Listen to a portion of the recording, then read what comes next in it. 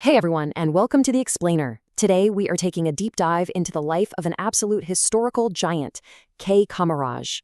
But look, we're not just going to sit here and recite dry history facts. We are unpacking the life of a man of profound contradictions, a guy whose journey from literally the humblest of beginnings to the absolute highest corridors of power holds some immense practical lessons for leadership, governance, and honestly, just pure integrity in our world today. So let's jump right into this massive paradox. On one hand, you have a young boy who is forced by family tragedy to drop out of school after just the sixth grade. But then, on the other hand, you're looking at the undeniable architect of modern education in Tamil Nadu. How in the world does someone who barely got to attend school himself become the visionary who brings free, high-quality education to millions? Well, that's the fascinating puzzle we're going to solve today. Here's our quick roadmap for today. 1. Early life and struggle. 2. The Golden Rule and Education Revolution. 3. Simplicity and honesty. 4. India's Kingmaker. And finally, 5. Everlasting fame. Let's get into it. Chapter 1. Early life and struggle. The boy from Viradunagar. Now, what's really interesting here is how Kamaraj's life unfolds. He was born back in 1903, but his childhood was cut devastatingly short by the early loss of his father. Almost overnight, this young kid was forced to step up, completely put his own education on hold, and take on the heavy burden of providing for his family. Yet, his life's trajectory, it's just astonishing. It stretches all the way from that absolute poverty to becoming chief minister in 1954 and ultimately receiving India's highest national honor in 1976. This isn't just a list of dates, It's a map of sheer willpower and relentless dedication to doing good for the public. And I mean, he quite literally sacrificed his youth for his country. He joined the Indian National Congress and threw himself completely into the fight for freedom.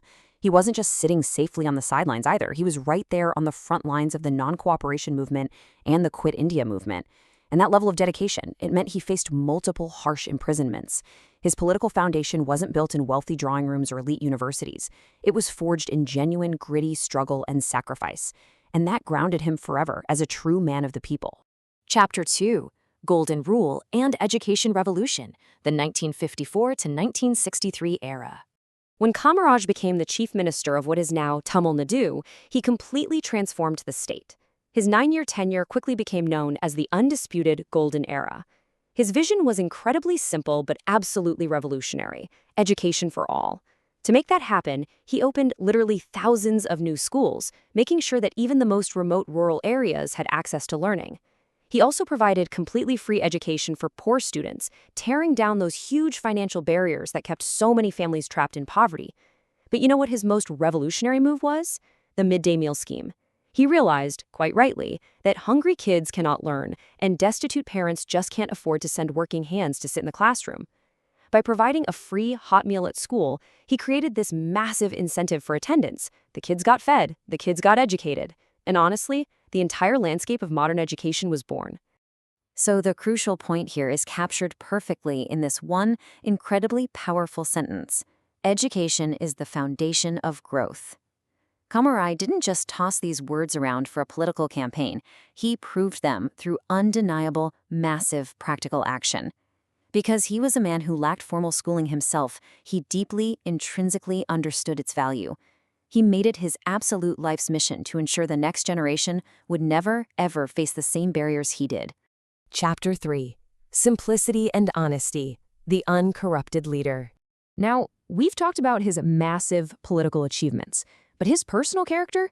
It's just as astonishing. I mean, imagine the immense power, the influence, the pure political leverage he held as a highly successful chief minister.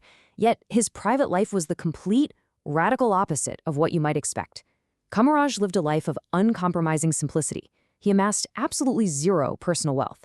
Seriously, let that sink in for a second. Zero. No vast estates, no luxury cars. He owned a few simple clothes and left behind almost no money. It brilliantly illustrates how he was a breathtakingly rare breed of leader, someone who genuinely dedicated every ounce of his energy and resources to the people's welfare, consistently putting the public good far above any personal gain. Chapter 4. India's Kingmaker, Shaping the Nation.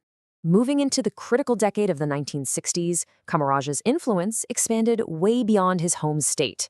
In fact, he earned a really powerful moniker during this turbulent era, the Kingmaker. He held such immense national influence and commanded such deep respect across all the different political factions that he became the absolute key figure in successfully selecting the country's top leaders. When the nation faced massive leadership voids and uncertainty, literally all eyes turned to Kamaraj to steady the ship. So, who exactly did he put into the most powerful seat in the country?